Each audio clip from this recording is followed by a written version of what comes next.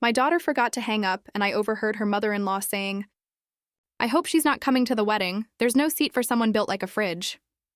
My daughter laughed and replied, "True, Mom could eat for 3. Whatever you want is my command." I stayed quiet, hung up, and made 3 quick phone calls. That wedding never took place. My own daughter, the child I carried and fought for, laughed when her future mother-in-law called me a refrigerator, and then she agreed. That betrayal cut deeper than any knife, igniting a quiet fury that would unravel a wedding in less than a day. I was in my kitchen, just that afternoon, stirring shrimp and grits. My daughter Mary's caterer, bless her heart, couldn't season dust, and old habits, they pull you back. My phone lit up with Mary's name. I answered, heard a clatter, her voice distant. "Hold on, Ma." Then silence. The line stayed open. That's when I heard it. A woman's voice, sharp and sweet like honey on a blade. His mother, Evangeline. "Hope she's not coming to the wedding. No seat for people built like a fridge." The spoon in my hand froze midair. I swear the whole room went hollow. Then Mary's voice. And it wasn't her. Not the strong girl I raised, the one who argued teachers into submission. It was small. A borrowed voice, desperate for approval. "True, Mom could eat for 3. A sickening pause. "Your wish is my command." I didn't slam the phone down. I didn't gasp or cry out. I pressed mute, set the phone gently on the counter, and watched butter melt in the skillet like time was mocking me. Built like a fridge.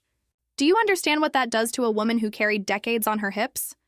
Who scrubbed floors, worked 2 night shifts in DC, passed her RN boards at 36 when everyone else thought she was too tired, too old, too heavy?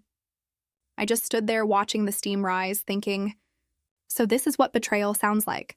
Lighthearted, laughing, obedient. To truly understand why those words didn't just bruise, they shattered something inside me. You need a little backstory. I've lived 2 lives almost. My first husband?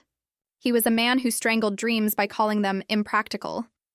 He didn't want me in classrooms, didn't want me climbing ladders. He didn't want me big in any sense except the one that made me easy to manage. I left him with nothing but a child on the way and one fierce promise to myself: I would not shrink so someone else could feel tall. Years later, after fighting for my nursing degree, working my way up from wound care nurse to manager, I took a chance on a startup that eventually got acquired. Then, with a second husband who believed in me until the day he died, I started buying property on the Georgia coast. My house on Sapelo Sound wasn't just a house. It was proof. Proof that a woman can build something unshakable. Proof that grief doesn't get the final word. That house, my house, was supposed to hold Mary's wedding. I paid the deposits, signed the contracts, wrote the checks for food, flowers, music, even the dress she wanted so badly. My money built that day. My love built that dream. And still, built like a fridge. When you hear something like that, it doesn't just pass. It echoes. It echoes from every dressing room where saleswomen tugged at my arms like they were measuring meat. It echoes in every joke men made wanting me grateful. It echoes through every time I told Mary, stand tall. Don't apologize for your space. And now, here she was, laughing at my expense, shrinking to fit in with a man and a mother who needed me smaller. I wiped my hands, walked into my study, and sat at the oak desk that has carried every major decision of my life. 3 photographs stared back. Mary at 7, gap-toothed and furious because her teacher tried to erase her science project. Me in the black suit I wore when I got promoted. And my second husband, whose eyes smiled more than his mouth. I opened my leather notebook and wrote one line. The wedding never happened. That wasn't grief speaking. That wasn't even anger. It was clarity. The kind that lands heavy and doesn't come often. Some people think revenge is fire and screaming. For me, it's ink on a page. Contracts, clauses, signatures, quiet but final. I closed the notebook, took a deep breath, and felt my pulse steady. Once I write it down, it's law, and I already knew the next step. I made 3 calls. People always imagine revenge as something loud. Doors slammed, voices raised, plates shattered. But the truth is quieter. My kind of revenge doesn't need volume. It needs precision. A ledger, not an explosion. Ink, not blood. The skillet was still warm when I reached for my phone again. Not to listen, not to confront, but to execute. The wedding was already dead. It just didn't know it yet. Call 1, I dialed Nia, the events director. Most people knew her as Carla, but I called her by the name she asked me to use. Nia, the one she'd buried for corporate comfort. She always answered my calls on the first ring. Mrs. Andrews, she said, her voice steady, practiced. I'm invoking the sponsor consent clause, I told her, my tone leaving no room for negotiation. All vendor deliverables halt at noon. Billing is suspended until I redirect. No external statement yet. There was the faintest pause, not of resistance, but of recognition. Nia knew the kind of woman I was. She knew I didn't raise my voice unless the house was already on fire. Copy of the signed contract is in your inbox, she said. I'll enforce immediately. Do you want a hard stop notice sent to the catering team today? Yes, and hold the rentals in storage until I tell you otherwise. Her pen must have been flying. I could hear the scratch of it. Understood. Noon cut off. No further obligations without your written consent. Good, I said. Thank you, Nia. That call took 3 minutes. 3 minutes to undo 6 months of planning. Paper moves faster than apologies. Call 2. I didn't hesitate before dialing Mr. Baines, my lawyer. A gray man, exacting. The kind of lawyer who preferred documents over eye contact. Mrs. Andrews, he greeted, his clipped tone the same as always. I need rescissions prepared, I told him. Every gift not yet delivered. Every pending transfer frozen. Every beneficiary designation not filed revoked. Draft the notices now. Send me the list for confirmation. Include vendor sponsorships? Everything with my name attached, I said, my voice steady. And update my living trust to reflect new terms. Effective immediately. There was a long breath on the other end. Not judgment, just acknowledgement of the weight. Understood. I'll text you the inventory within the hour. I thought about the checks I'd written, the deposits I'd made for florals, musicians, dresses, even favors. I thought about how much silence those checks had purchased from me. Silence that ended today. Call 3, the last was to the insurer. People think insurance is about death, but it's really about trust, who you believe won't starve you while you're still breathing. I'd named Mary as primary years ago when my own mother died and I learned how ugly funerals could get when money was involved. But I couldn't leave that weight with someone who laughed at my body to stay in good standing with people who despised me. The representative's voice was young, polite.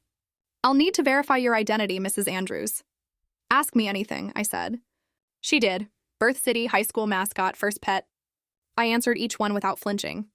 A turtle, I said, named Papy. When the last verification cleared, I gave the new name. Primary beneficiary is now my sister, Aden, effective immediately. The representative read it back, her tone neutral. For her, it was paperwork. For me, it was a transfer of power. By the time I hung up, the kitchen had gone quiet. The shrimp and grits sat cooling on the stove, butter hardened along the edges of the pan. I didn't even feel hungry anymore. Miss Franny stepped in from the porch, her hands smelling of hydrangeas, her apron damp from watering.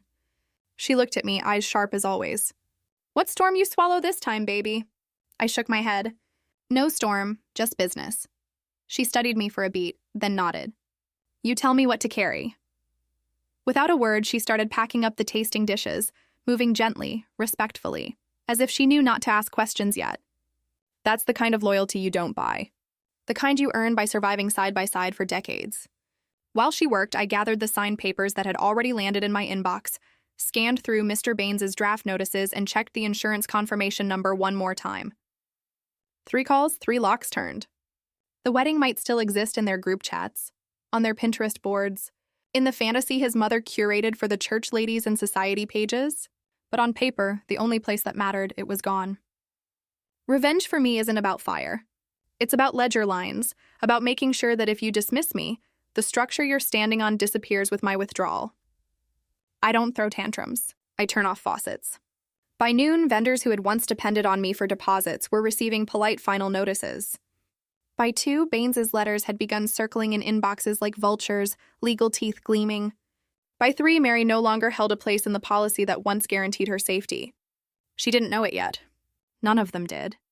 But the foundation beneath their perfect optics had shifted. Paper moves faster than apologies. People look at a 30-year-old woman in a silk engagement gown and forget the years it took to raise her spine. They forget the bruises of childhood, the quiet lessons folded into late-night talks, the places where laughter covered hunger or cruelty. I don't forget. I can't. Because every piece of me the world sees, I had a hand in shaping. I'm not saying I raised her perfectly. No mother can. But I know what I put into her. I remember the science fair, 6th grade. She'd built a model of tidal currents, careful as a surgeon, patient as her namesake, Miriam. She'd stayed up 3 nights cutting cardboard, gluing sand, pulling thread through blue construction paper. But when the judges came around, they gave the ribbon to a boy whose father had clearly built his volcano for him. When they posted the results, Mary's shoulders slumped so hard her braids nearly touched the table. "Baby, what do you see?" I asked her. "That I lost," she whispered. "No," I said, kneeling down eye level. "You see injustice. Don't ever confuse the two. You can confront injustice, but you never concede to it." That afternoon, we went home, and I showed her how to write a letter. Not a rant, not tears on a page, but a firm account of what she'd built, what she'd learned, and how adults had failed to honor that. We mailed it to the school board. They never replied, but that wasn't the point. The point was that Mary learned silence was not her portion. Years later, in high school, we had those porch talks that mothers and daughters either cherish or survive. The Georgia heat thick around us, cicadas screaming from the trees. Mary asked me once if we were cursed because she'd heard her grandmother whisper about family curses. Hushed tones about men leaving, women breaking. I told her, "We don't carry curses, baby. We carry habits. Generational habits. Some good, some rotten. And it's our job to know which is which." She nodded, biting her lip the way she did when she was storing a truth for later. I knew she was thinking about my first marriage, then about her stepfather's subtler cruelties. The way he'd sigh when I served dinner, as though food prepared by my hands was an inconvenience. The way he'd stand too long in doorways so I'd have to shift sideways, shrinking myself to pass. The way he never hit, never cursed, but hollowed a woman out with indifference until silence grew inside her like mold. Mary and I survived that together. She saw me rebuild after the divorce. Saw me turn night shifts as a nurse into a manager's badge. Saw me take classes on weekends until I held a master's degree. She watched me pour sweat into a startup clinic when banks wouldn't lend. She knew I made her a world that her stepfather once told me I'd never see. So how could it be that the same girl now rehearsed optics with me? That she sat across from me in my own beach house kitchen, telling me that maybe, for the sake of appearances, I could stand a little further back, speak a little softer, eat a little less. It was in the small corrections, the careful phrases, "Mama, you don't have to sit at the front table. It's about optics." Or, "Mama, maybe don't wear that red dress. It's kind of loud for the pictures." Optics, not honesty. Optics, not strength. And I knew where she'd gotten that language. From him. The groom, Daniel, with his jokes always played for a laugh that took a chunk out of her. "Mary could eat for 3, he'd say at brunch, nudging her as though humor softened cruelty. Or, "Don't worry, she'll manage the bills. She grew up watching her mama pinch pennies." People laughed, but I saw how Mary's face tightened. How she filed the insult inside her ribcage and smiled to keep the peace. I'd raised a fighter, but I'd also raised a daughter who wanted peace more than breath. And sometimes that longing makes you bargain away the very parts of yourself that should never be for sale. Looking back now, I see it clear. I should have known. I should have heard the question mark in her no. The first dinner with his family wasn't a dinner. It was a performance. I knew it the moment I stepped into their dining room with its oil portraits staring down from paneled walls, the kind of wood that had held secrets for generations. The table stretched longer than some porches I'd sat on, polished so fine you could see your reflection. Crystal gleamed, silverware aligned like soldiers. This wasn't about breaking bread. This was about establishing territory. His mother, Evangeline, though everyone around her called her Mrs. Vaughn as if the title were as permanent as stone, welcomed me with a smile so sweet it could rot your teeth. "Layla, darling, you've worked so hard on the wedding already. You must let us handle the next stretch. It's tradition, you know." The family steps in at this stage. Tradition. I'd heard that word my whole life, usually wielded like a paddle. It meant sit down, hush up, don't question. Tradition wasn't meant to honor people like me. It was meant to keep us in our place. Mary sat beside me, a tense smile plastered across her face. Every time Mrs. Vaughn spoke, she nodded so quickly I worried her neck might snap.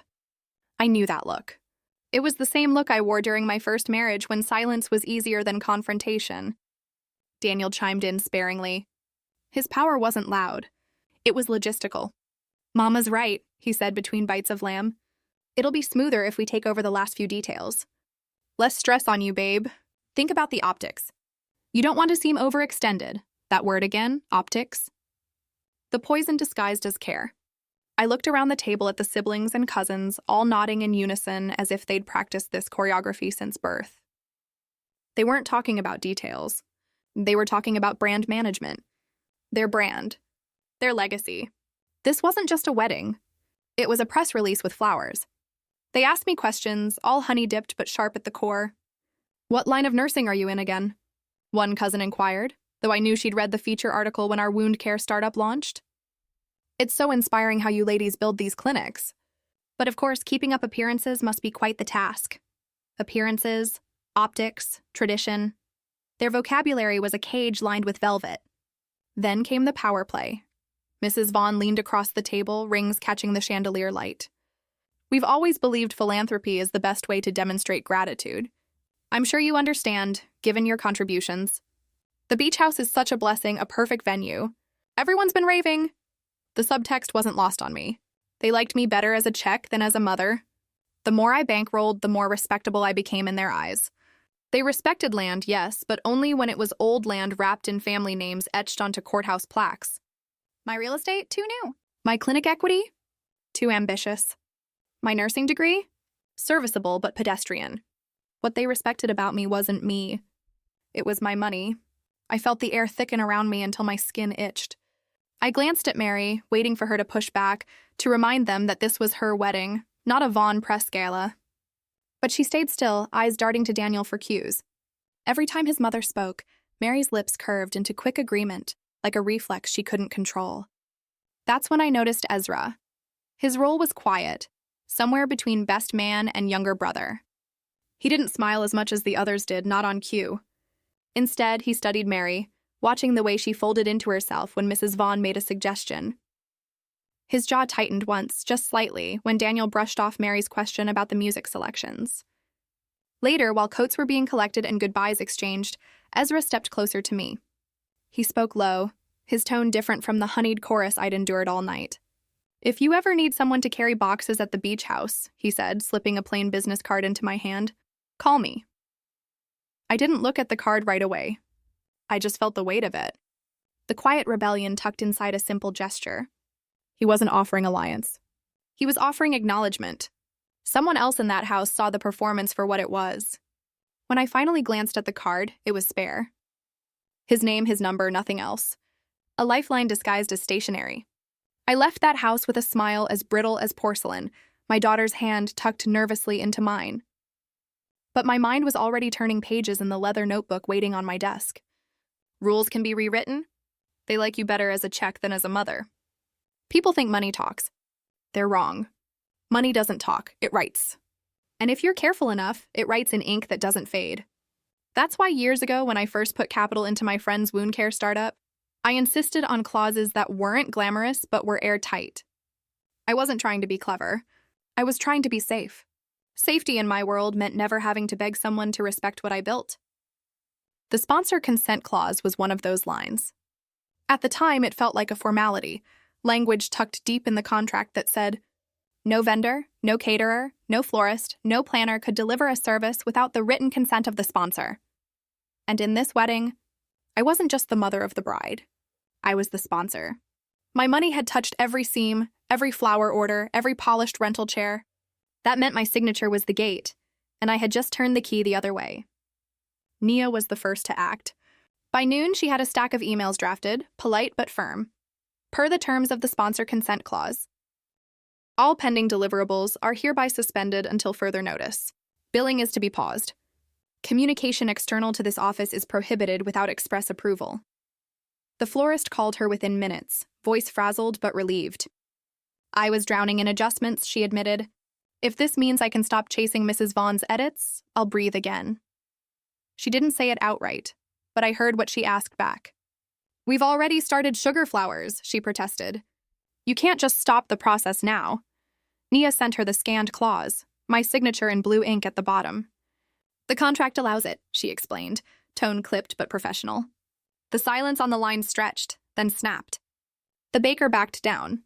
For every protest, there was proof. For every argument, a clause. It wasn't loud revenge.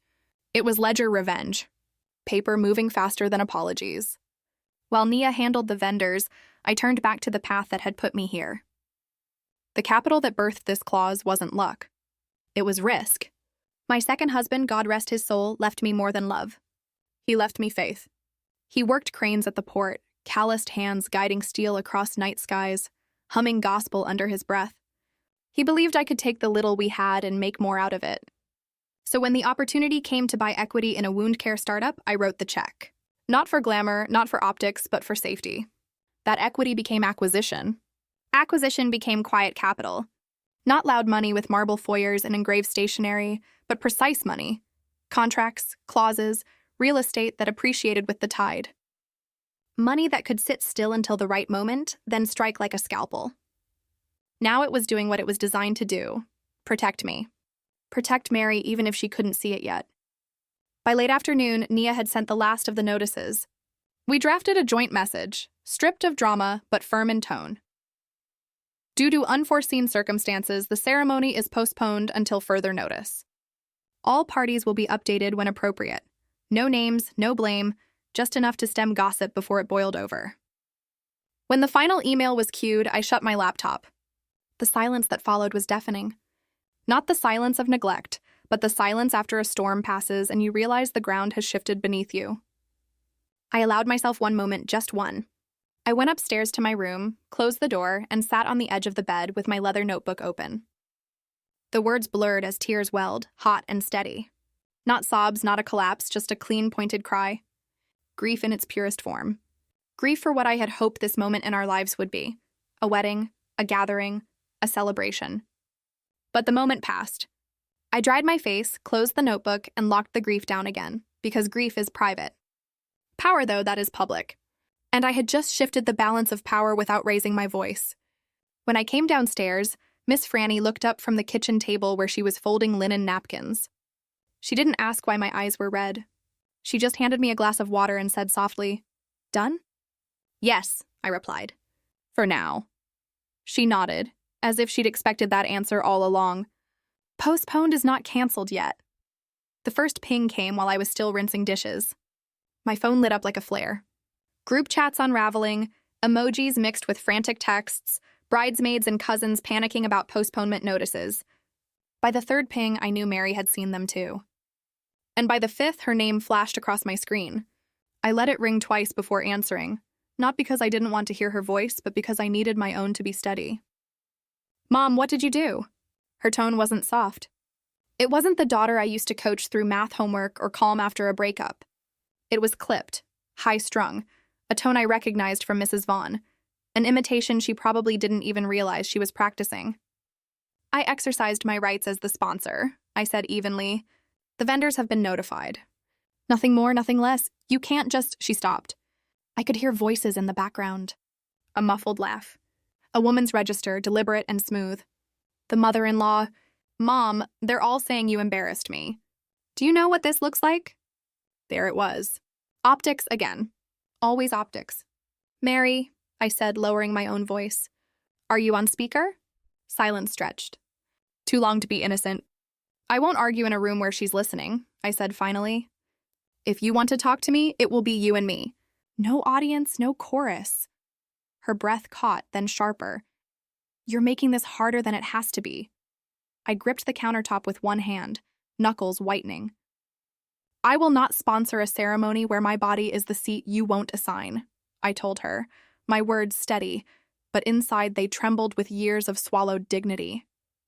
"You let them laugh at me, Mary. Not strangers, your future husband, your future family. And you laughed with them. That's not optics. That's harm."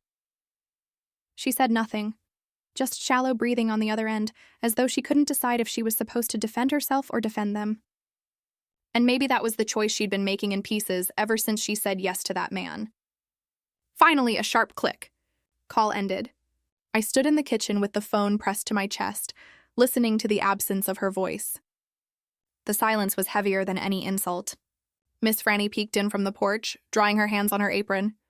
She didn't ask what was said. She knew silence when she heard it. I wanted to crumble, but instead I went to my desk, opened the leather notebook, and wrote down her words. Not to shame her, not to weaponize them, but to keep a record, because words fade fastest when they're the ones that wound you. And I wasn't going to let these dissolve. Not 5 minutes later, the phone buzzed again. A text. Ezra, just checking in. Hope today isn't too heavy. If you need a hand-moving boxes or fielding vendors, let me know. It was neutral, almost bland, like he'd written it with one eye over his shoulder. But the simplicity struck me harder than I expected. A man from that house, even distantly, acknowledging the weight without asking me to shrink under it. I didn't reply.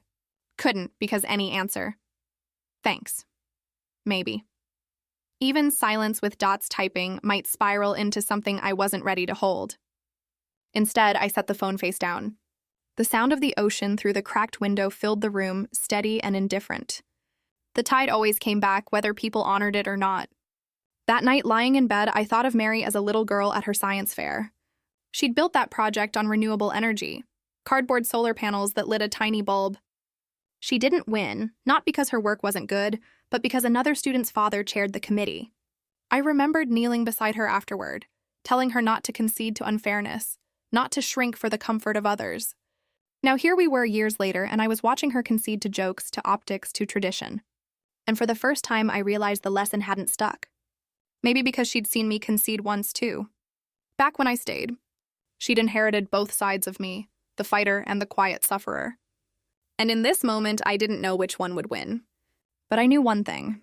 They would try to fix me instead of fixing the harm. And I was no longer a woman who could be fixed. It's strange the way discovery doesn't always arrive as lightning.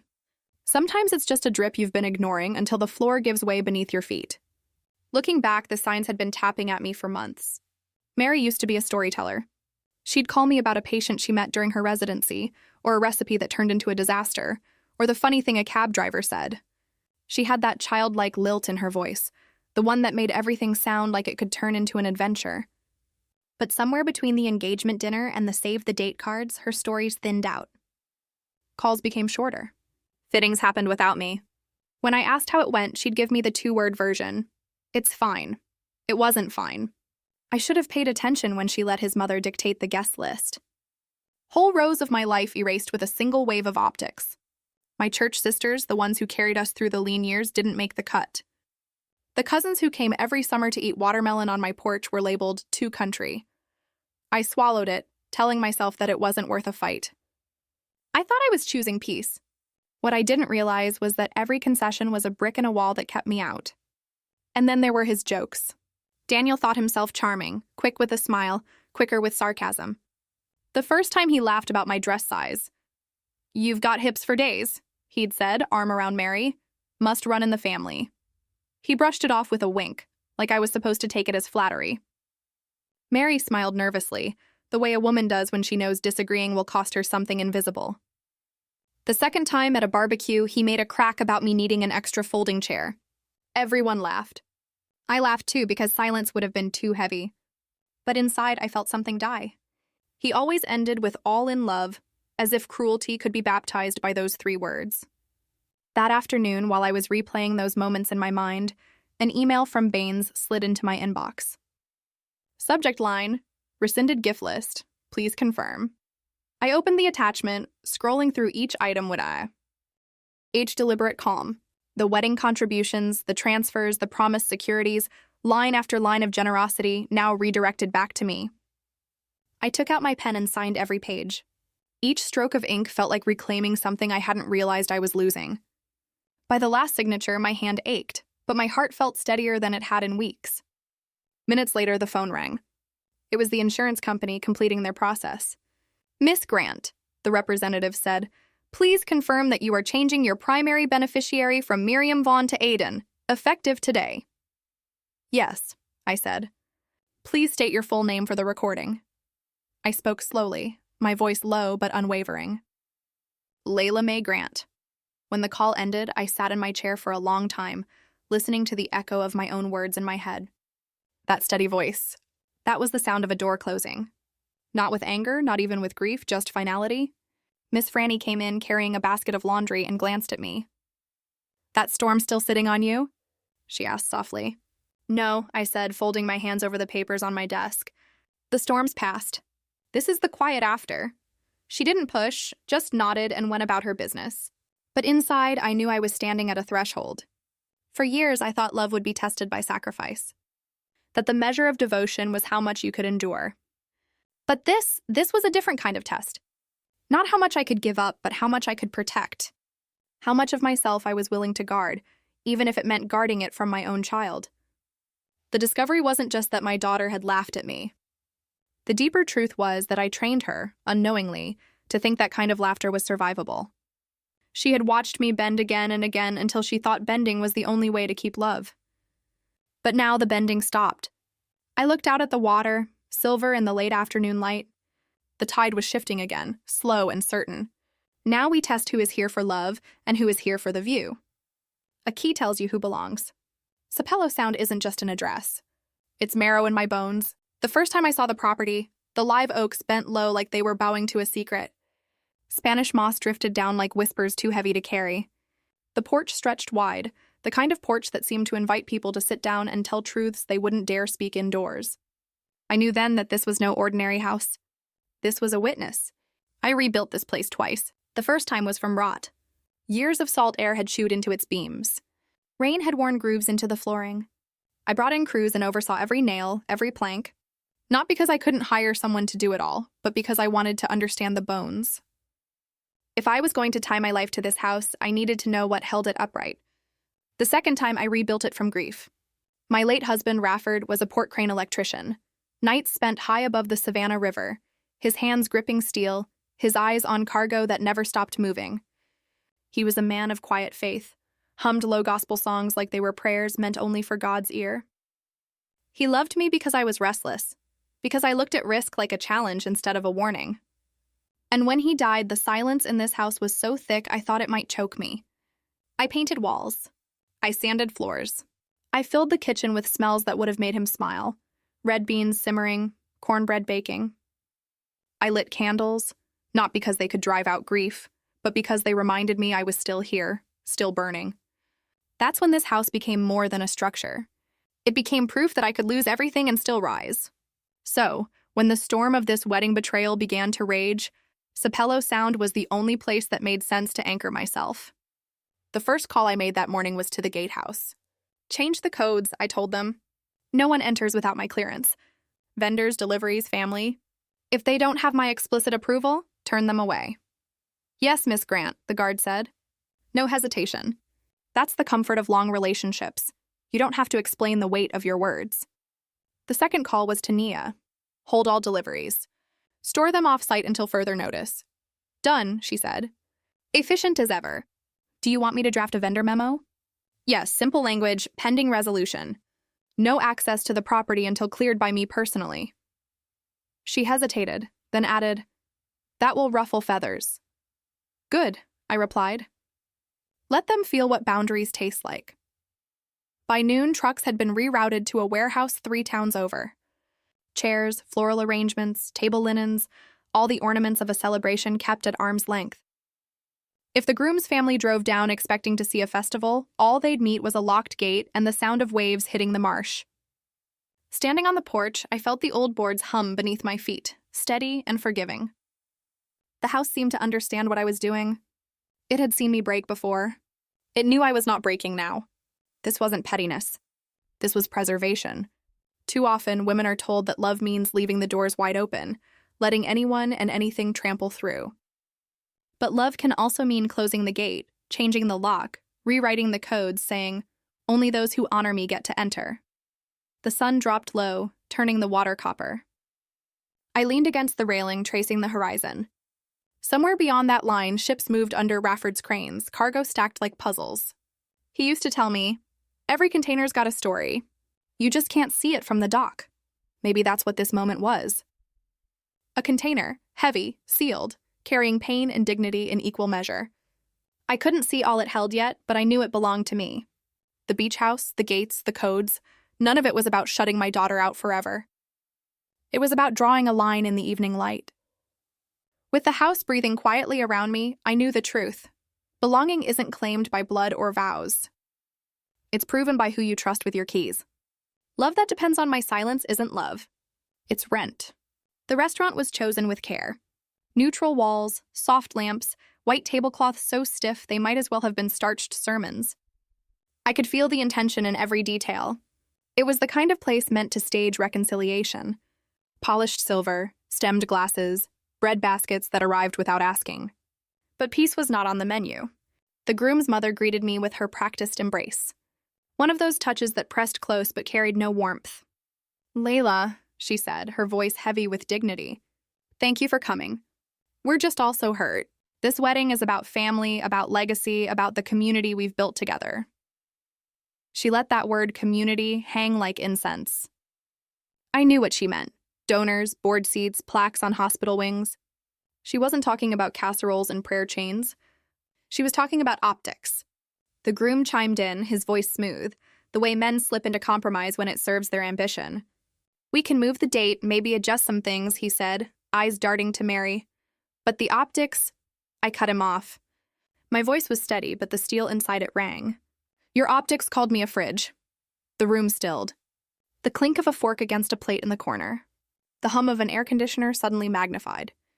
Across from me, Mary's face flushed. "It was a joke," she whispered, her hands twisting the napkin in her lap until it looked like rope. "Mama, you know how things get said." I didn't raise my voice. "I didn't have to. Did you laugh because it was funny? Or did you laugh because you thought that was the price of staying loved?" Her eyes glistened, and for a second, I saw my daughter at 15 standing in our kitchen, fighting back tears when her science project ribbon was handed to a boy whose father was on the PTA. Back then, I told her to speak truth, even if her voice shook. Now I watched her swallow truth to keep the peace at this table. My chest ached with something sharp and bitter. The groom reached for her hand, his thumb tracing comfort into her skin, but his eyes never left me. I recognized that calculation. I'd seen it in boardrooms when men in suits realized the nurse they'd underestimated was the one holding the clauses that could stall their deal. I let the silence stretch until it nearly broke. Then I reached into my bag and placed a sealed envelope on the table. I didn't slide it dramatically. I set it down as though it were nothing more than a bill. "This," I said, "is a list of decisions. Gifts rescinded, transfers frozen, clauses invoked, assets I will not pass to anyone who can laugh at my body like it's disposable." The groom blinked once, twice, his lips parted, but no words came. For the first time, his charm cracked. He was doing math in his head, numbers stacked against promises, the balance shifting in real time. Mary whispered, "Mama, please." Her voice broke. I turned to her, softer now, but unyielding. "I gave you life, Mary. I gave you every tool to stand in your own. But I will not fund a union that demands my silence as tribute." Across the table, his mother smiled. The kind of smile polished in mirrors, but fury leaked through her eyes, sharp and unblinking. "You'd sabotage your daughter's future over one misunderstanding?" she asked, her tone dipped in honey but barbed underneath. I folded my napkin neatly, placed it on the table, and stood. "No," I said. "I'm saving her from mistaking humiliation for home." For a moment, nobody moved. Mary stared at her lap, her shoulders caving inward. The groom sat rigid, his fingers still tangled with hers, but his gaze locked on the envelope like it might catch fire. His mother's smile stretched thinner and thinner until it looked less like charm and more like a mask cracking at the edges. I left them there, seated in their performance. As I walked out into the humid night, my heart pounded, but my steps were surer. Some choices tear, but they tear clean. As the valet pulled my car around, I thought about how many women before me had been silenced in moments like that. How many had paid rent to keep peace in houses that cost them their dignity? I would not be one of them. They brought work to my doorstep, so we bring light to theirs. Adan's kitchen always smelled like history. Tomatoes stewing low on the back burner, cornbread crisping in a cast-iron skillet seasoned by 4 decades of hands. The counter scattered with bowls of okra, diced onions, and peppers. I slipped off my shoes and leaned against the doorframe, letting the warmth of the room swallow the cold that had followed me since that restaurant meeting. "Wash your hands," she said without looking up, her knife moving through a tomato with the ease of long practice. "You look like you need feeding." Adan and I were only 18 months apart. 2 girls raised in a house where every trip to the department store meant our mother being sized up before she even reached the counter. Clerks would glance at her body, at ours, and decide what kind of service we deserved. We learned early how to make space in rooms that didn't want us. That memory hung in the air as thick as the scent of frying cornbread. I rolled up my sleeves and reached for the okra. "They've been measuring me my whole life," I said. "Now they're trying to measure my daughter, too." And she's shrinking to fit. Aden shot me a look, her eyes sharp but full of knowing. She's grown, Layla. You can't keep her from folding herself small if she thinks that's love. All you can do is stay your size. Stay visible. Show her there's another way. The words cut. Not because they were harsh, but because they were true. I stirred the pot she'd set in front of me, the bubbling stew releasing steam that fogged my glasses for a moment. The hiss and crackle of food cooking was the only sound between us. Then I said it, the fear I hadn't given voice to. If I hold this line, I could lose her. Maybe not forever, but for years. What if she thinks I ruined everything? What if she doesn't forgive me? Adan set the knife down and leaned her elbows on the counter. Better a hard line than a soft grave, she said flatly. You bend now, they'll bury you alive in that house of theirs. And she? I'll be the one to bring you flowers when you can't speak anymore. My throat tightened. The kitchen light flickered against the curve of her face, shadows dancing across the familiar lines of a sister who had carried me through so many storms. I thought of nights after my first marriage ended when she slipped casseroles into my fridge so I wouldn't have to cook for Mary after 12-hour shifts. She had always been the one to remind me. Silence was not survival. We worked side by side, chopping, stirring, tasting, the rhythm of cooking binding us like prayer. When the cornbread came out of the oven, golden and steaming, Aden finally said what she'd been holding. You should know something, she began carefully. Someone from his people called my job. Said they were checking references on you, asking about the clinic, the startup, your credentials. As if they could smear you through me. I froze, the spoon heavy in my hand.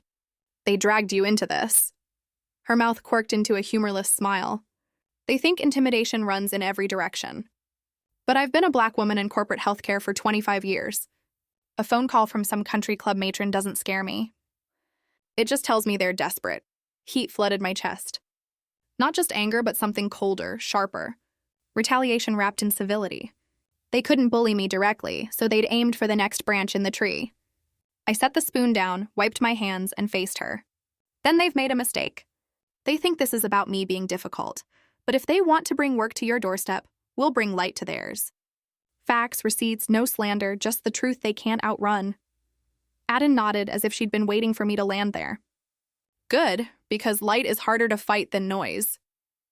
We sat down at the small wooden table, the bowls steaming between us, cornbread sliced thick and butter melting into every cut. For a moment, we were just sisters again, eating late at night, sharing food and silence. But under the quiet, my resolve hardened. If they thought humiliation could corner me, they hadn't calculated for the kind of lineage I came from. My mother taught us how to survive being sized up. Aden reminded me how to fight without lowering myself. And I had learned over and over how to rebuild from nothing but ashes. This wasn't just about one wedding. This was about refusing to let anyone measure the worth of a woman by how small. Blow for blow, noise was their weapon. Light was mine. I sat at the wide oak desk in the study of the beach house. Paper stacked in neat piles. The leather notebook open like a ledger of war. I didn't scribble names or slurs. I wrote tasks, steps, facts. Revenge wasn't fire. It was ink drying on paper until it became law. Baines, my lawyer, had called that morning. If they're meddling with reputations, you can respond without playing in the mud. You remember that prenup draft you offered to cover? The one her fiancé's mother dismissed as unromantic. Request the disclosures anyway. With Mary as the intended signatory, you're within your rights to pay for independent counsel. No strings attached. The words slid into me like a needle drawing clean blood. Proof, not rumor. Transparency, not tantrum. If Mary was going to tie herself to that man, she deserved to see the ropes in daylight.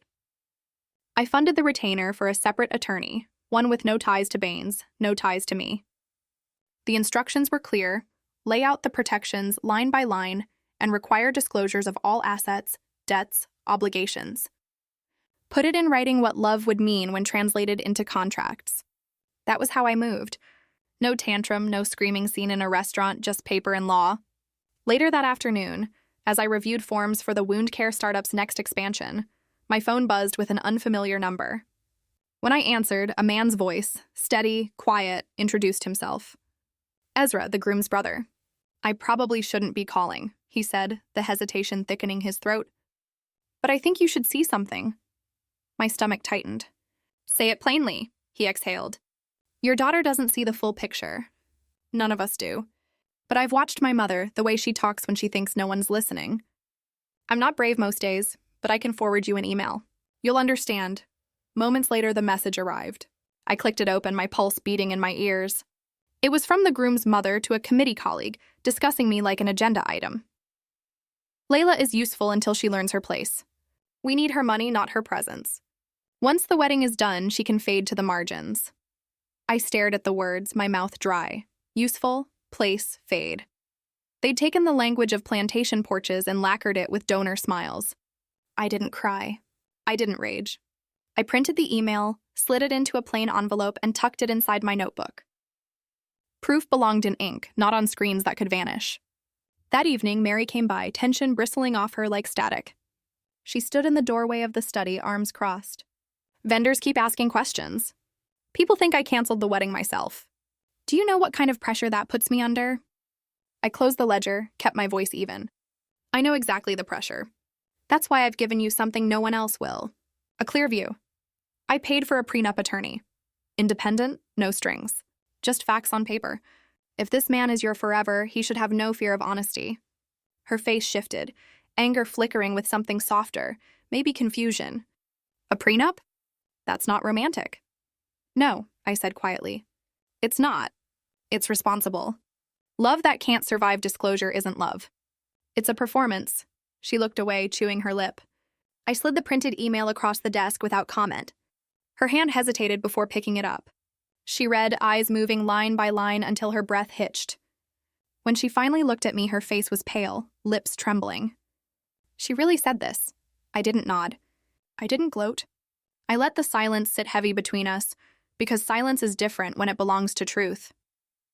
She placed the paper back on the desk, hands shaking, and for the first time, I saw a crack in the wall she'd been building around herself. I didn't push her. I didn't beg. I simply said, now you know. The rest was hers to carry. The day they were supposed to rehearse, the beach should have been marked by chairs in rows, ribbon flapping in the ocean breeze, a line of cousins practicing how not to trip on sand. Instead, the shore was